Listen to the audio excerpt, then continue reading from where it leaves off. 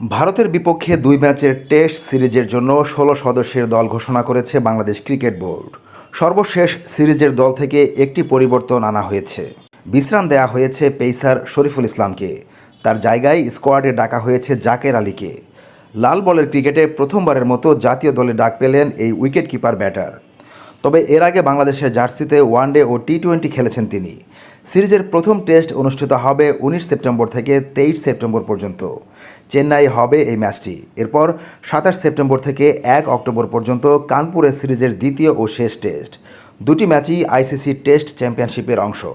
ভারতের বিপক্ষে বাংলাদেশের টেস্ট স্কোয়াডটি হচ্ছে এরকম: নাজমুল হোসেন শান্ত অধিনায়ক, জাকির হাসান, মাহমুদুল হাসান জয়, সাদমান ইসলাম, লিটন কুমার দাস, মুশফিকুর রহিম, মমিনুল হক, সাকিব আল হাসান, মেহেদী হাসান মিরাজ, তাইজুল ইসলাম, নাইম হাসান, নাহিদ রানা, জাকের আলী অনিক, হাসান মাহমুদ, তাসকিন আহমেদ, সৈয়দ খালেদ আহমেদ।